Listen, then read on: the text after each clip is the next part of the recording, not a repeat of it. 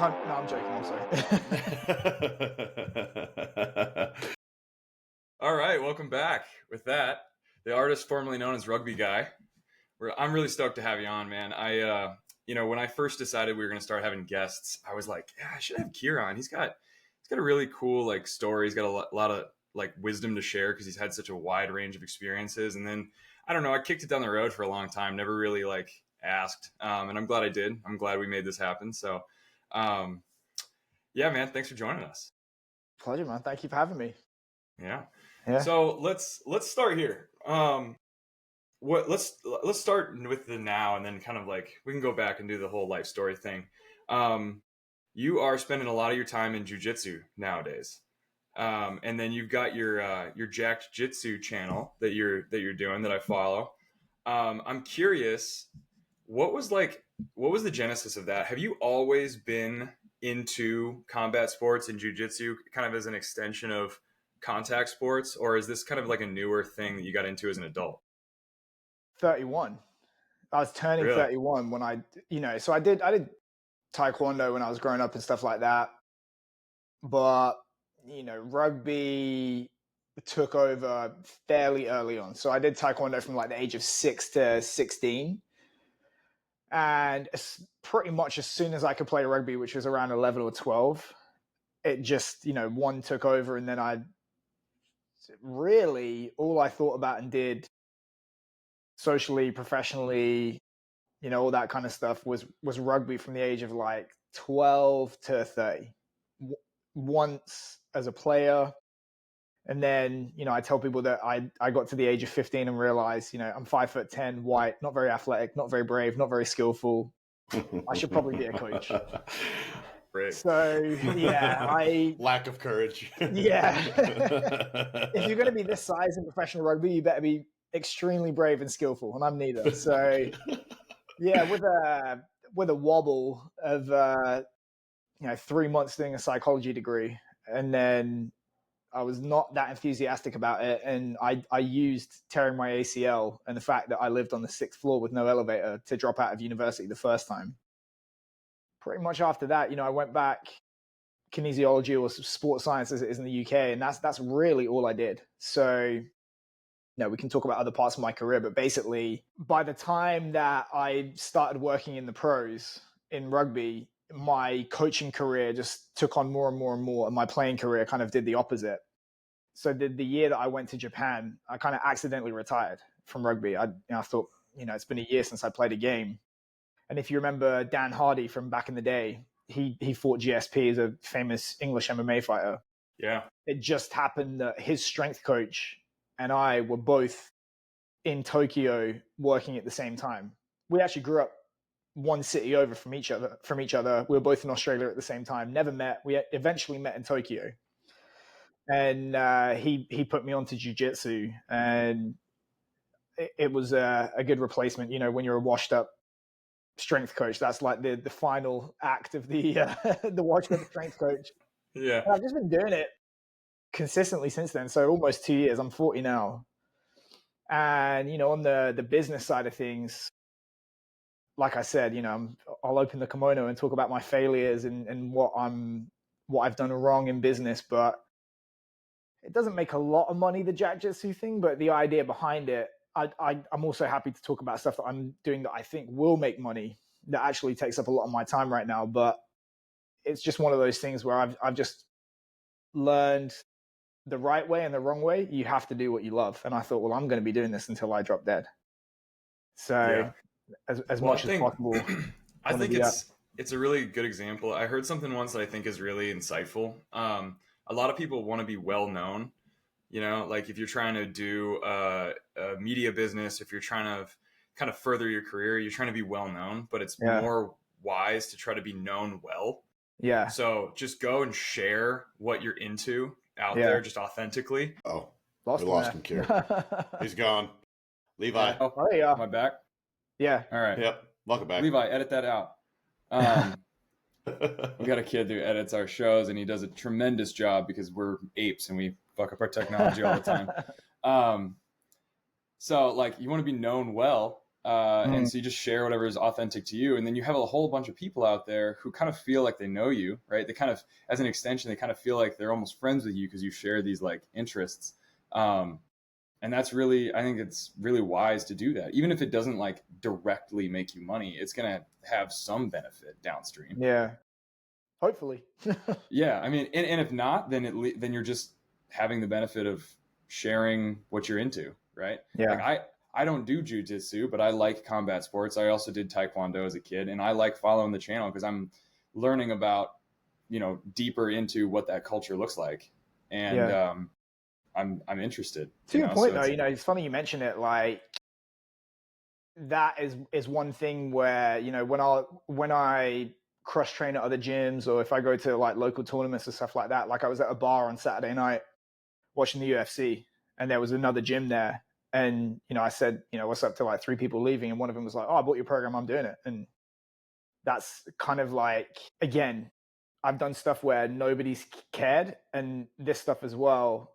People will say to me like, fucking hell, that was a good video. Wow, that's it's getting momentum. The program's really good, all that kind of stuff. Those are those kind of feedback signals that I think will confirm to you that you're probably on the right track. Yeah, absolutely. Yeah. So tell me about you. Let's talk about the things you're doing that you think will make money. Like what's the master plan looking like right now? Well, I mean, who's the guy from Dilbert? Scott something. What's his second name?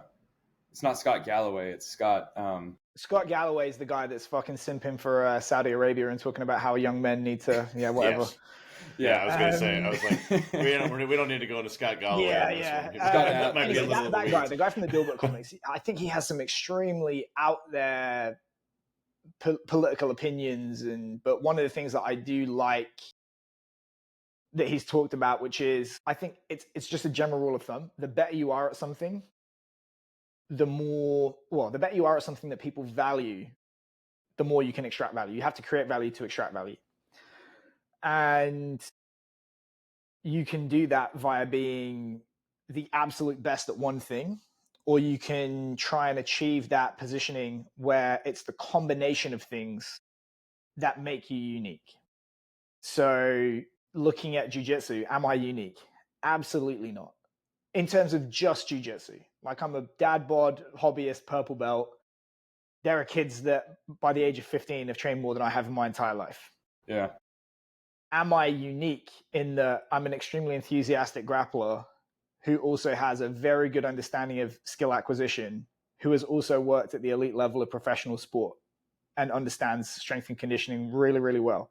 Yes. The final piece of that is how many people have those things and experience of working in elite level rugby with that network, with the ability to understand the game and apply it, and then also the commercial skill to sell it. So it's an absolute motherfucker to create. I've been trying to write this course for 6 months. I'm almost there. I'm flying to San Diego tomorrow to film the last piece of content. But basically, what I'm trying to do is get everything, skill acquisition, tactical periodization, looking at the physical prep, looking at the rules of rugby, looking at the research, like all that kind of stuff, looking at grappling, how to modify all those techniques and kind of put it all into one cohesive thing for rugby. And, the kind of like sneak peeks that I've given to people in rugby, generally the feedback has been like, fucking hell. So briefly putting aside humility, those kind of like that Venn diagram of all those things that I talked about, I think there's 5 people that can do that. And I'm one of them. And 2 of them are busy. One doesn't have the marketing skill. Yeah. Well, the marketing is such a huge piece of that. Yeah. That concept is amazing, man. So this is something we see in a lot of like our football players, right? So not the same as rugby, right? But that's actually in 2 years. So we're going to do rugby first, and I'm coming for football. We need it. Okay. Yeah. So in our clinic, we deal with a ton of guys that wrestle and play football, right? So they do both. Those guys generally withstand like the test of the season so much better. They're so the best linemen to work with. They're aerobic conditioning. They can actually use their hands, their feet work, like all of the things work together, and they just don't get hurt, right? And then you look if they throw in high school as well, even better. Yeah, that's like to me the trifecta. Yep, exactly. So then Yeah. these guys, I look at those guys and I say, okay, what is the difference between them and everybody else, right?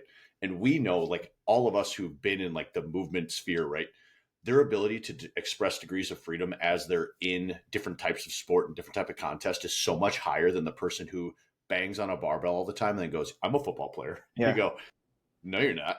Like, Yeah. you're terrible at being in Yeah. contact with other people. I can't wait to see that one, dude.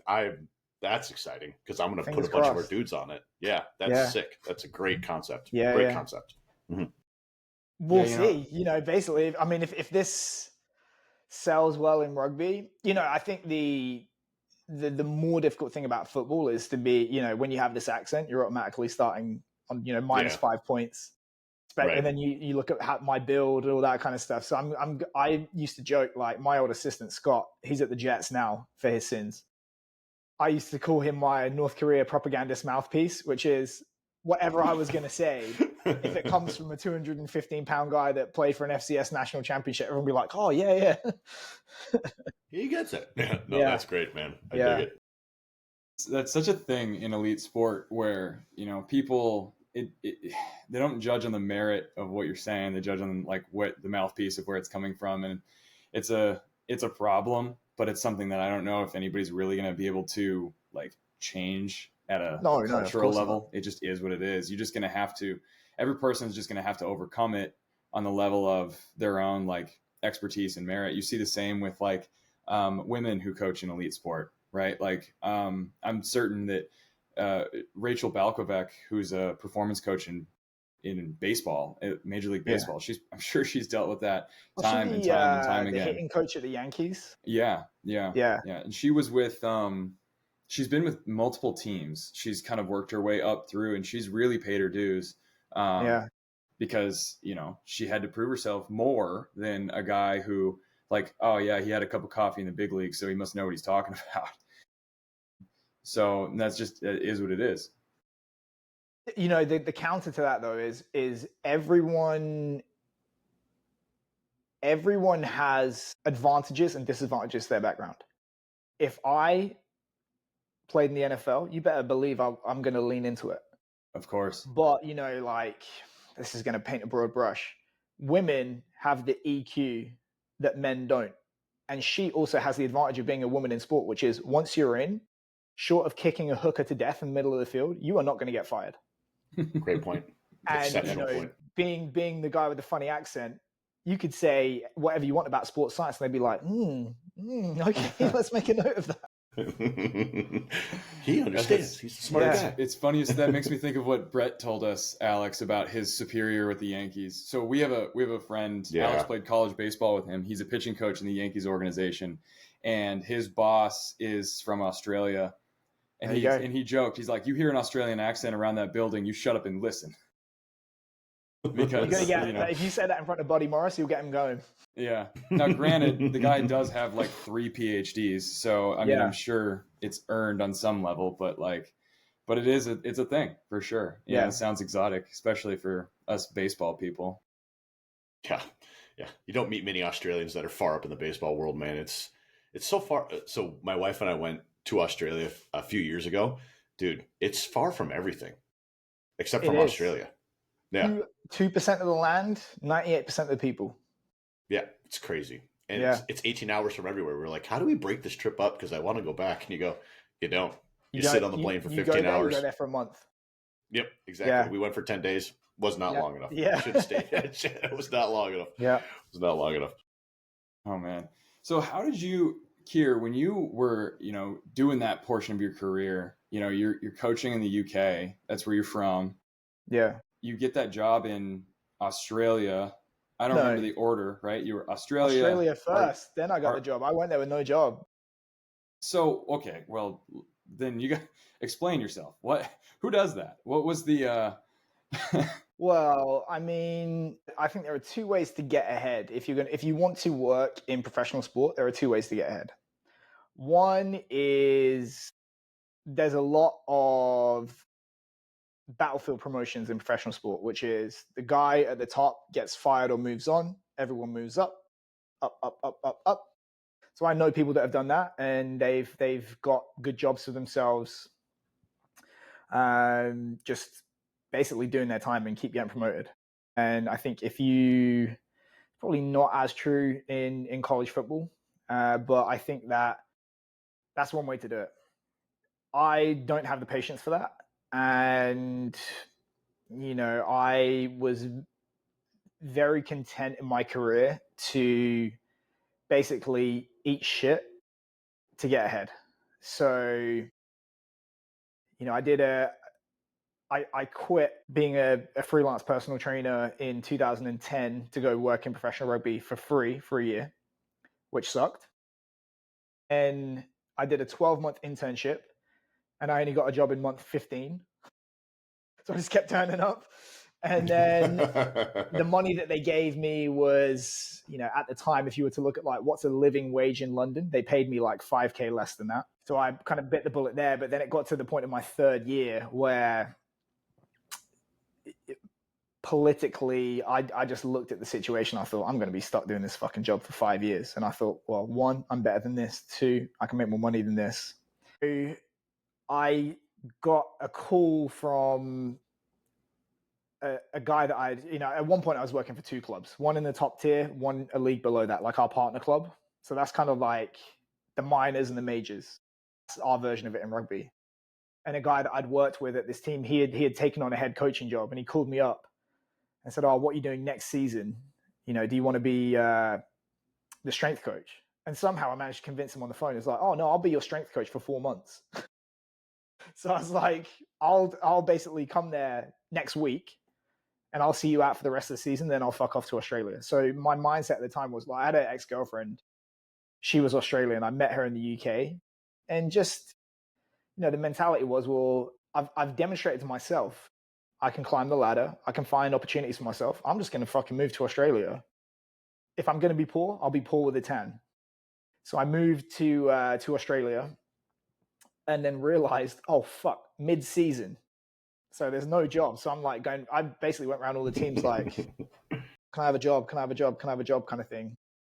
And nobody bit. So then, parallel to this, I was in the very first Exos mentorship in the UK in 2011. Stayed in contact with them, went back to the level 2 in 2012. And they tried to line me up to do a gig in China for them. So I went to China for a week in 2012, didn't materialize, whatever. Stayed in contact with them. And then they had an emergency 6 weeks after I arrived in Sydney, 1 week after we got a puppy. And they said, oh, we need someone in Buenos Aires next week. Can you do it? So I said, yeah. Quit the job that I had in Sydney. And they said, well, it could be a week. It could be 12 weeks. So I went there, and it turned into 12 weeks. Just as a result of doing that temporary gig, my mentality was, well, once it's on my resume, they can't take it away from me. Mm-hmm. Seeing is believing. They see you in that kit. They see that on your resume, all this kind of stuff. That's worth a lot professionally. And lo and behold, the team that said, oh, we don't have a job, they then asked me to interview for their junior position. So basically what I'd been doing in England in Sydney. So did well in the interview. They said, where do you see yourself in 5 years? And I said, where you're sitting. And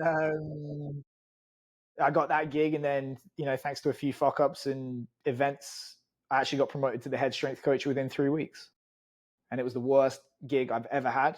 I resigned after 6 months because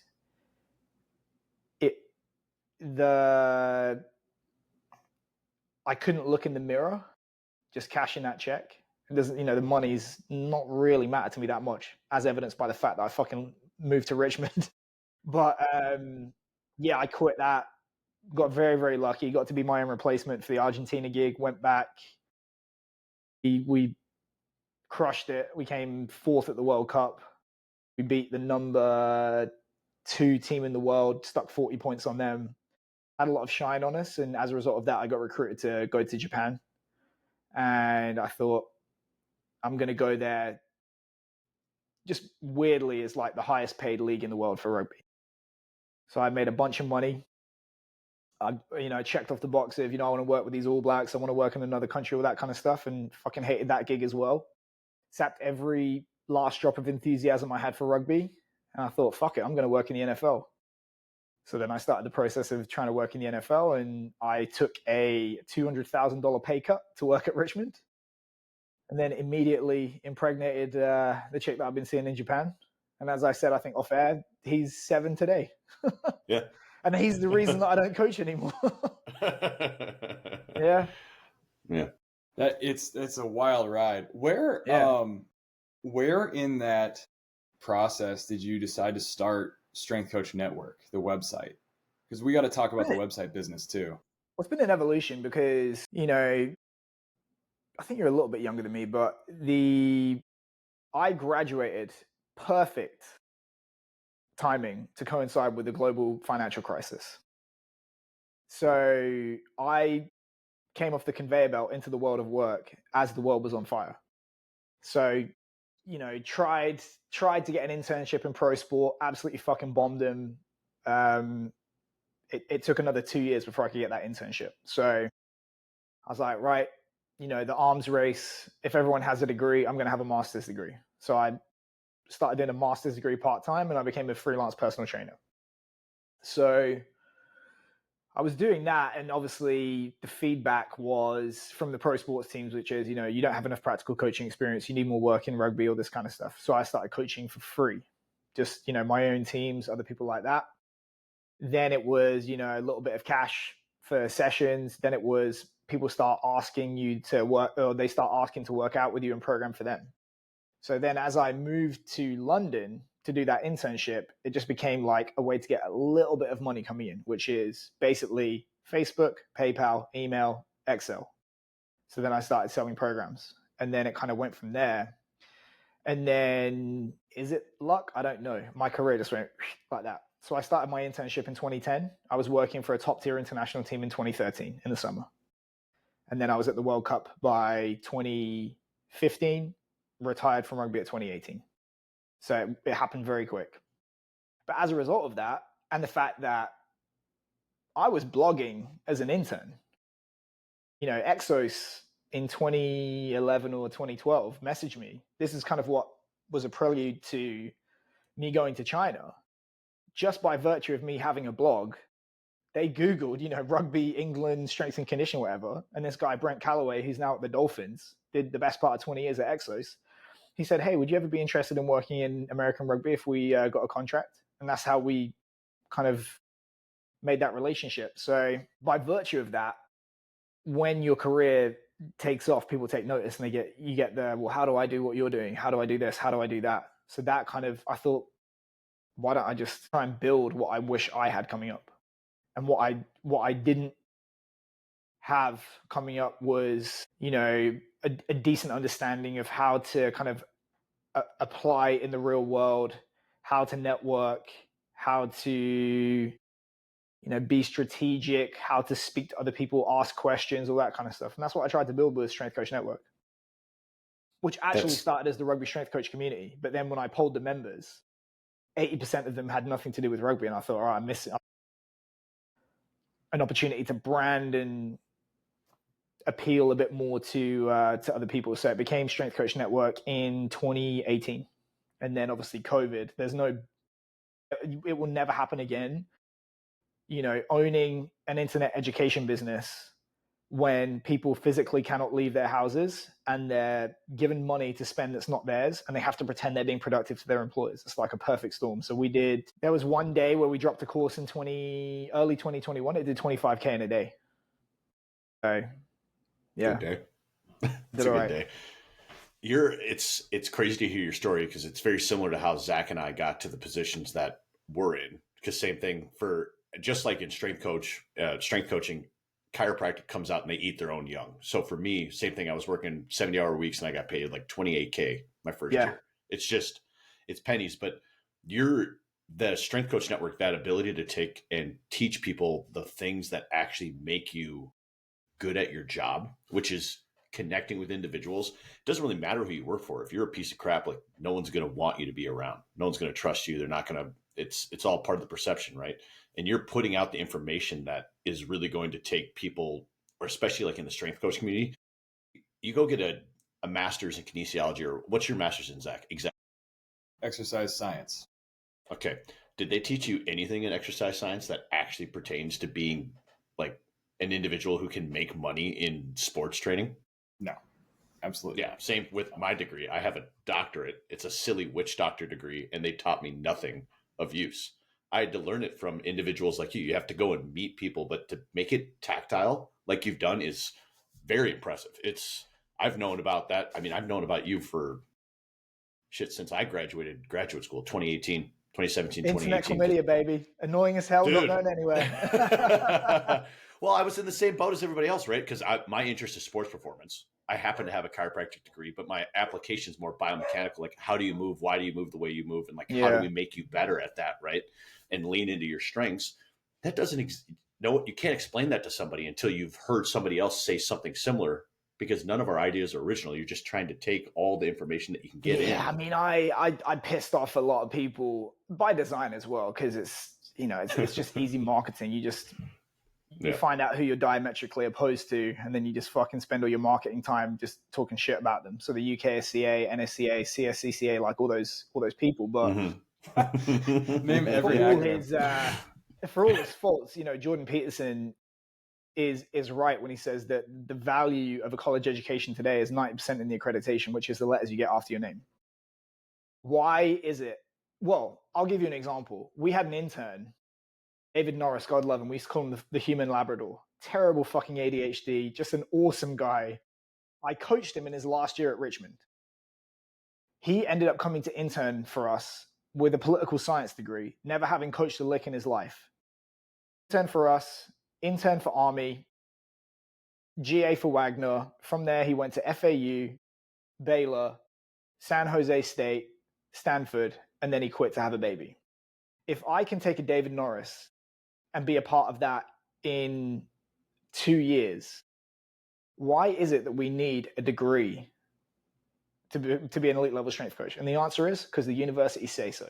Mm-hmm. Don't ask the barber if you need a haircut. And I think, one, we needed to have more of a, even until a couple of 100 years ago, I think medicine was an apprenticeship. Stand next to me, watch me do it. Let's do it together. I'll watch you do it. Now you do it. That, you kind of learn by doing. There is value to research, but that needs to be the model with sports performance. And the problem with that model is that it's not scalable. You can just keep packing people into an auditorium and make them sit for Exercise Phys 101. And it does great for revenue, but it's not helping the end consumer of the athletes. Yeah. It's so accurate. And it's the worst part is, especially in the United States, the cost of schooling. It's all become, it's a bloated conglomerate, right? So can you push more people in to get more federal funding? Exactly. Well, you know what variable of that gets under my skin is like all of that unpaid work for most people starts at like 23, 24, like when you're supposedly supposed to be a grown up out on your own. And then you have universities and professional sports teams that will jerk themselves off about their DEI initiatives. But you can't do this if you don't have a family that can support you financially for like 3 to 5 years at the beginning of your career. If you're not from enough of a financial background to be able to pay your living expenses and feed yourself during that, and or have the motor to work 2 full-time jobs so you can pay your bills, you can't do this. You know? And that's complete bullshit. Like, people will pound their chest about their DEI, but it's like you're only getting talent from one end of the socioeconomic spectrum, regardless of whether man or woman. Is it the chick that works for the Eagles? Everyone neglects that, her dad played 10 plus years in the NFL. Right. She's fine. An inspirational story. Is it? Fuck. Yeah, right. So exactly. True. I mean, that's exactly, that is a perfect microcosm of what I'm talking about. Like it's wonderful. It's great. It's like, but there's always that thing, we talk about that in baseball a lot. It's like, I tell kids, like, what's the strongest variable to indicate that you play in the major leagues? And it's having a dad that played the major leagues, and it's genetics, but also like you grew up around it, you the organizations recognize your name, so you're going to get picked up easier. Like it's a Well, thing, man. I love that about, how everyone writes these stories about Kobe Bryant, like, oh, he was in the gym at 3 a.m. and taking 3,000, 5,000 shots or whatever, and that's why he made it in the NBA. And I'm like, Kobe Bryant, the son of a professional basketball player who was 6'7", grew up around teams and did nothing but fucking play basketball growing up. That's, he's there because of his mentality. Like, okay. Yeah. Well, the Michael Jordan thing too. He got cut from his high school team, aka he was on JV as a freshman, which is like literally every basketball player in the history of the game. And then he grew 7 inches the next year to 6'6", and then he made varsity. And it's like, he worked his ass off to have that growth spurt. Like, let's not be morons here. Yeah. Keir, were your parents in sport? Fuck no. My dad's like 285 of a slop. Yeah. It's interesting because you and Zach have a similar background, whereas my dad was a Division I baseball coach. So I was like in the dugout hitting all the time. Like it'd be 10 o'clock at night and I'd go, hey, Dad, can we go hit? And we'd walk down the street to where the Division I baseball field was and we'd hit. And but you guys know this, like once you're at a higher level with sport, it's like in you and it's hard to get it out of you. Yeah. And even when you transition to different sports, like you're in jiu-jitsu now, it's in you. You're like obsessed with just becoming it. Funnily enough, my son, so his mother, got some water under the bridge. But I will say that what I always respected about her, she used to be the principal ballerina for the New York Met. And she's 36 now. She's still like 105 pounds. She's 5 feet tall. She has bigger calves than me. Yeah, she's stud. Friggin' 8-pack. Yeah. And the first time she ever squatted, she did her body weight and extra load for 5 reps. Love. I just watched her. I was like, fuck. So he's inherited from her. Already he's like, 7 years old. He's look at my 6-pack, look at my 6-pack. And I think he's going to be a much better athlete than I was. We tell that to kids all the time, but it's like kids will be like, I need to be bigger. And you go, choose different parents. Yeah. Can't help you, son. Go find a strength coach. Go find a strength coach and get more better at doing things. Yeah. Your mom's 5'1", your dad's 5'7". Your dad played JV sports. Like ain't gonna make it, son. It's uphill battle. That's why I put him into wrestling. Yeah. Because he's not going to play football. But, they have, 100-pound weight classes in wrestling, stuff like that. And then also, not that I would tell him, I want the first person that calls my son a chink to get dropped on their fucking head. Mm-hmm. And then it's done. One time. I love that. Happen exactly one time, and then everybody will know what the consequences are. Yeah. Yeah, see, and there's not enough. It used to be, when our parents' generation were kids, it was kind of like every young man had some proficiency in, something physical, like some wrestling, that gym class was like a legitimate thing back then. And I think nowadays there's fewer and fewer young kids doing things like wrestling, jiu-jitsu, martial arts, even gymnastics. Like you could even argue that is sufficient in providing like a base of like a physical culture and like a physical literacy that's going to inform their future, even not as competitive athlete, but as a healthy human being. This is, not to pick on my dad, but, physically, he is what he is. It was my sister and I were raised with, technically my parents went to teacher training college, but they didn't have full-on degrees. My sister and I were told, you can sweep the streets if you want, but you're going to be sweeping those streets with a fucking master's degree, which is when you've been given opportunities and gifts, you capitalize on them, because to waste them is a source of shame, or it should be. But what they never got, which is when you've been given a body and physical ability, it's, to me, equally shameful to squander it. So I kind of have disagreements a little bit with my parents, which is, you shouldn't force your children to exercise. And I say, I don't give him a choice if he wants to brush his teeth or read a book. Go fucking read. So I don't push him into the sport. He's got to do something. He does ballet with his mother when he's in Tokyo. He does jiu-jitsu. He does wrestling. If he wants to go play soccer at the park, stuff like that, we'll do that. But it's like, you get to pick what you do, but you don't get to pick whether you do it or not. Mm-hmm. Yeah, I love that was my dad's attitude. You can do Yeah. whatever you want. You just can't do nothing. You have to do something and do it all the way. It could be whatever you want. You know, I also think like there's too many adults that look at exercise through their own lens of like, they think exercise is getting on the elliptical and like hamster wheeling it for an hour and I'm tired and this sucks, I'm bored. Children don't exercise like that. Children want to play. That counts, you know? Yeah. Go outside and play with your son. You know, like I take him to the trampoline park. They sweat like a gypsy with a mortgage. That's what I'm saying. Gypsy with a mortgage. That's so good. There's another spicier one if you want. It's sweating like a blind lesbian in a fish shop.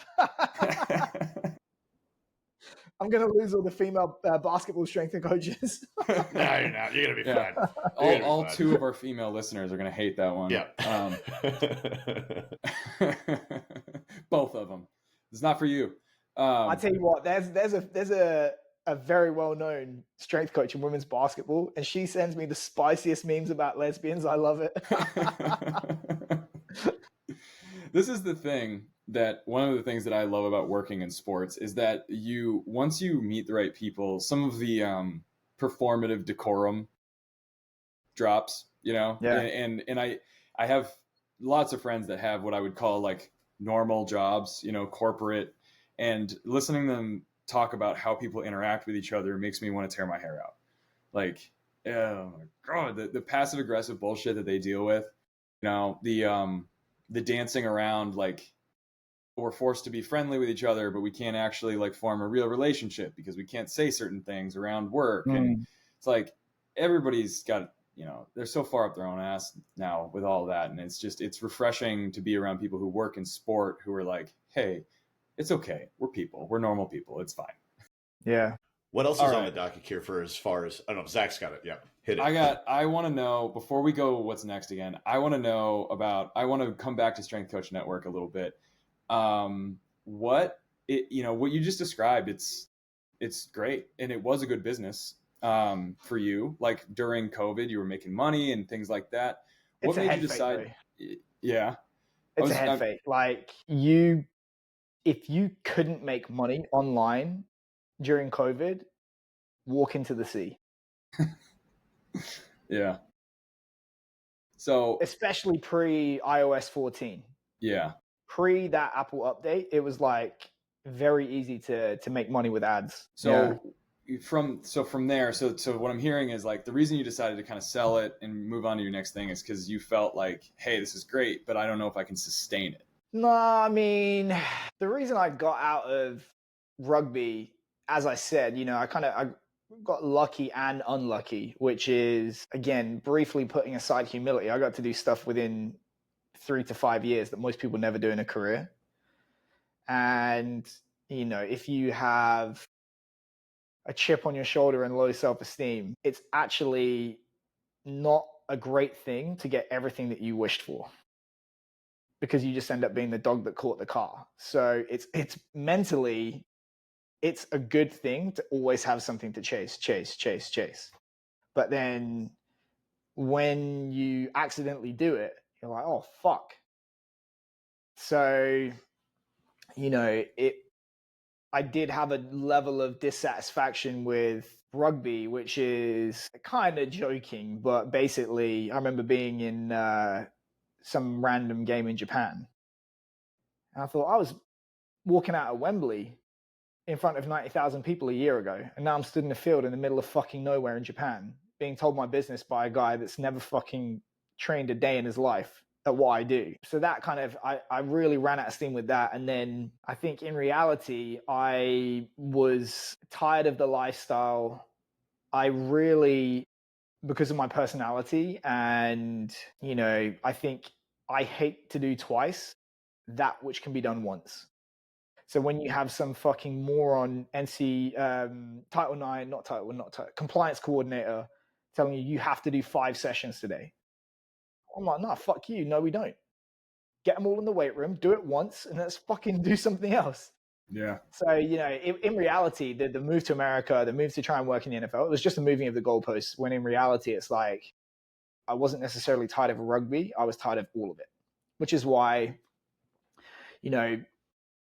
on top of being a single parent, I was ready to leave. I should have left before I did, but a lot of what kept me in still was the story that you tell yourself about, oh, I'm not going to matter, or people aren't going to respect me unless I work for whatever team, even though William and Mary's a fucking dump. But that was I'm glad he said it. I'm glad he said it. But mentally I had to kind of let that go and then put my son first. Then to be completely honest, I think there's a lot wrong with strength and conditioning. And I think that you are going to struggle to create fundamental change from the outside. And it would have been disingenuous on my part to get myself in to try and do those changes. And also, it's just like, I just want to speak my mind and say, this is fucking bullshit. I think the NSCA is corrupt. I think the UKSCA is corrupt. I think the CSCCA is corrupt. So I'm not going to be like, oh, please, can I have CEUs? Like, no. So I think that it just got to the point where I was ready to walk away. Justin needed a job. Justin does believe in what they're doing. He is much more, not in a bad way, an insider. He's less controversial than I am. And he's probably the correct person to take Strength Coach Network to the next level. Yeah. What the CSCCA don't know is the plan to get all the courses and the membership accredited is my plan. But I sold him the website and said, go to them and say, fuck Keir, new management, blah, blah, blah, blah, blah. And they actually waited a year to see if it was a ruse or not. And they still went for it. Now, that I believe, if we go back to what we're talking about with degrees, why is it, if university is so shit, do people still go to university over go pay Dan Path $5,000 to intern for him? Because of those letters. So it's the accreditation. If I offer you Strength Coach Network, several hundred hours of video lectures, networking, all this kind of stuff, versus some bullshit 2-day conference, but you get CEUs, we're going to lose that battle. Mm-hmm. For the most part, people will vote with their wallets, and strength and conditioning education is a box checking exercise. If you offer dog shit and CEUs or great education and no CEUs, they're going to take the CEUs. Mm-hmm. So that is why, like, strategically, that transition to Justin, getting the CEUs, partnering with other people for courses, the next step, which is Altists have started to do it, is to offer the degree yourself. Yeah. And I didn't have the patience or the appetite to do it. Yeah. I think eventually some decentralization will start to happen. I think you'll have like private sector companies like Altus and Exos will have something that is going to be treated like a real degree eventually. It's going to take a long time though, I think. But I think that's kind of where we're headed. The issue with that is, if you were to ask anyone at the NSCA or the UKSCA, are you necessary? None of them are going to be like, you know what? It cease to exist. So to make, for example, like in William and Mary, they would say like, oh, we need to shave $200,000 a year off our budget. And I felt like sitting in the staff meetings, I said, right, fire that person. There's your $200,000. The assistant AD for coffee and lunches, like, fuck off. Mm-hmm. You are not going to convince the people in power that, one, they're not necessary, and then two, to take the necessary action to remove themselves from the equation. So it's almost like revolutions they take place with violence. Yeah. I mean, you're preaching. So they did the same thing. I played baseball at UND, University of North Dakota. And when we got done the year after me, they cut the program. And they said it was because of budget funding shortage. Since then, they've put $560 million into the campus over the course of like a decade. How much of it went to baseball? None of it, right? Because it doesn't exist anymore. But I remember sitting in the same meeting. They're like, we're running out of, a bunch of us former players came back and we're like, hey, we're going to lobby to try and we could sole fund it ourselves. We had enough of a network, but they go, we just can't. We can't keep it around. And I go, I know your salary is $450,000. Yeah. You fat sack of crap. And you Yeah. don't do anything. Yeah. You don't do anything. And they go, I go to meetings. I could go to those meetings. I'll do it for free. Yeah. Bring the baseball team back. I I'll remember. go sit in the I mean, meetings. there was the AD at William and Mary. She's an absolute piece of shit. Mm-hmm. At the same time that we're having, all this like, we need to cut sport. And they did need to cut sports. I will say they needed to cut sports, but the budget this, the budget that. During COVID, she paid, I think, in the 2 years she was there, $150,000 in executive coaching. And I want to say it was somewhere in the region of 50 that she paid to someone in her network who was a contractor for a series of weekly Zoom talks. And the sum total that I got from it is communication is important.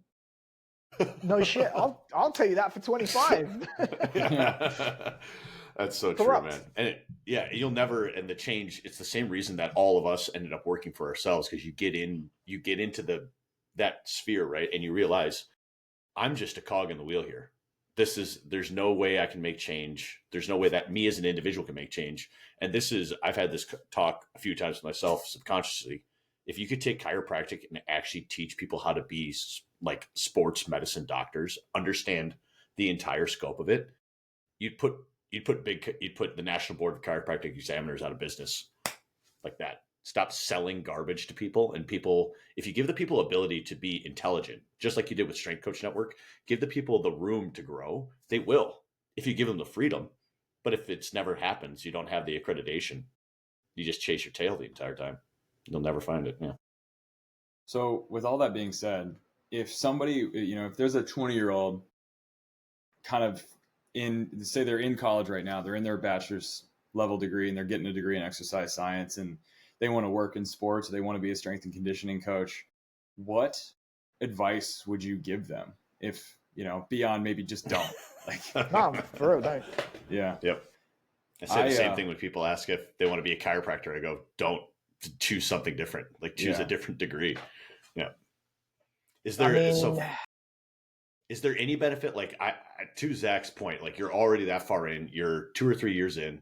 What would be the thing that you would say, okay, like besides don't, obviously, what would be a thing that you would keep that would separate you to allow you to achieve something that's more? I mean, private sector, it's just, what's his face at the Chargers? The guy that makes $1 million. Ben Herbert. Ben Herbert makes $2 million a year. Well, how many Ben Herberts are there? One.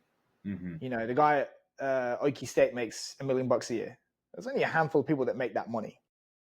So if you look at the pyramid, all these people down here numerically do not fit. So if you look at like all the cohort that join the field every year, and bear in mind the people coming out of that cohort is much smaller than the people joining. So it gets harder every year. It's economics. Supply goes up, demand stays the same or goes down, prices go down. So you're in a leaky boat. The likelihood that you are going to be one of those people is extremely small. And because of the corruption inherent within the field, how much did Aaron Feld make at Miami? $500,000 a year? At least that. Is Aaron Feld the smartest person that Miami could find when the head coach got the job there? Absolutely not. It's because he's fucking, is it Cristobal? That's his boy. Yep. So don't fool yourself into thinking that you're going to get those jobs because you're the smartest or you produce the best results or all that kind of stuff. Louis Corrala, losing program after losing program after losing program. And I messaged him and he just blocked me. I said, how many losses do you have to experience before you question the paradigm that what it is you espouse actually leads to winning? Mm-hmm. Left on red. Nonetheless, that guy can easily find a job every year because he's a rah-rah cheerleader that pats boys on the back, posts up the pictures of guys getting pumped and oiled.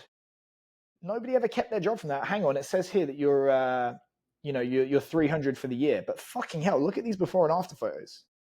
So the idea that degree, that experience, all that kind of stuff is going to get you ahead.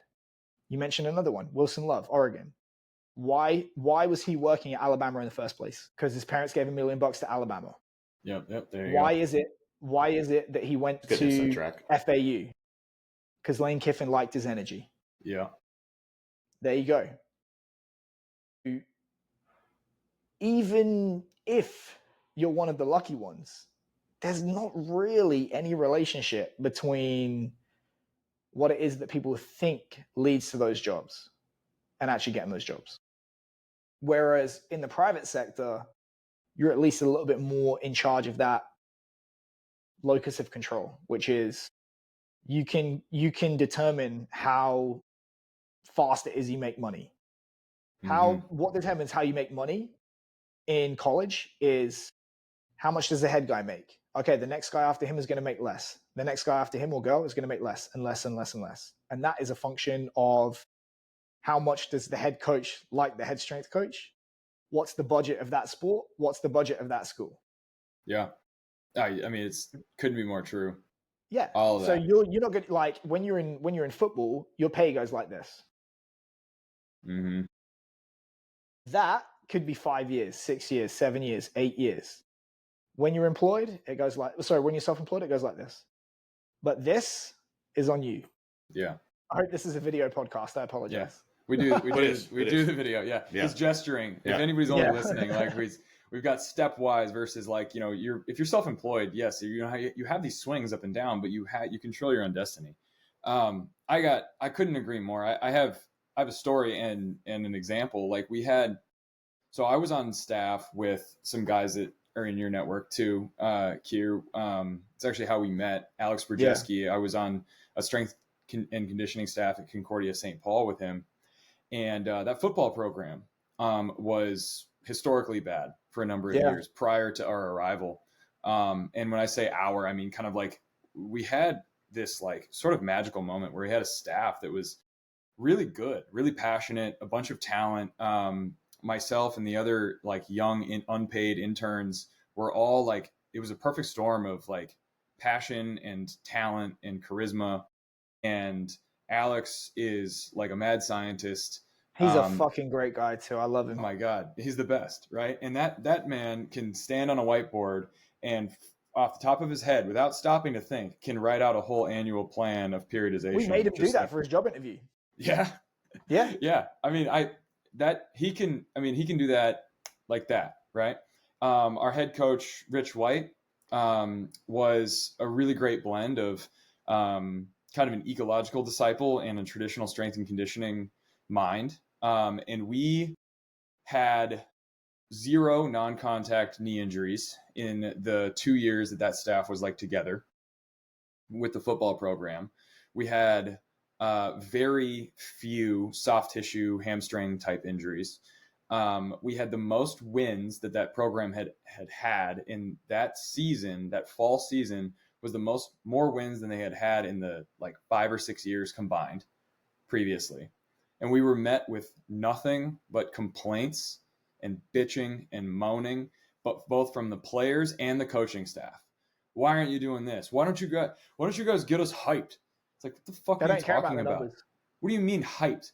Like you need me to hype you up to squat 230? Are you serious? No? Like, oh my God, I need to get my bench up, bro. Yeah, no, pounds, bro. Freedom units, Keir. Freedom units. Come on. Like, oh, dude, how do I get my bench up? Do you have any tips? I'm like, you weigh 320. Push harder. What do you want? Like, what the fuck do you want from me? What are you talking about? And so it's working, right? We're nailing it. But they're mad because we're not power cleaning. We don't max out on squats frequently enough. And it's like, look around. What do you want? We're winning. You're welcome. Everybody's healthy. You're welcome. Right. And so we eventually, we all got fed up. We quit. Right. They bring in a guy who's exactly who they wanted. Right. They got exactly what they wanted. And guess what? They started losing again. They lost every game the following year. I think they went 1-something. Right. And then they had 9 non-contact ACL injuries in the 2 years prior, the 2 years following. Everybody's happy as a clam though. So you're up at, not only are you up against all that from a career standpoint, the people that you're serving don't want you to do it right. They don't want you to do a good job. you know? So you're not even held to a Every standard that makes any man sense. on earth thinks they fuck, fight, and drive better than the average. And if they've ever touched a bar, you can add training to that. Yeah. Yep. Absolutely. Right. So as an extension of that, I went back to Concordia St. Paul to talk. I was asked to speak to a kinesiology class, like an ex-phys, like 101 type class, like freshmen and sophomores. Right. And I was talking to the professor before. I was like, I think at the end, because it's the whole thing wasn't like, hey, we're going to talk training. It was like career day. Right. And I said, you might have a bunch of kids change their major after this, but we'll see. Right. But the message that I really wanted to get across to them was like, if you think that you're going to get a bachelor's degree in exercise science and then you're going to go and get a job and start your career, and that's all you're dreaming. You need to double major, get a double major in business, in computer science, in marketing, or multiple of those. Get a minor, a double major, and a minor. Right. And if you don't think you can handle that, then drop exercise science and only do that. And if this is your passion, you're going to learn about it anyway. You say it's your passion. You don't need to get a degree in it to learn about it, because if you're truly passionate about it, you'll be studying it on your own because it's your hobby. And then you'll have an actual skill that will make you money. And then I hit him with a really big sales pitch on the private sector. It's like, you want to have control over your own destiny, then you need to know how to make this make money. Right. And if you're good enough in the private sector, public sector people will be recruiting you to try to get you to come work for them.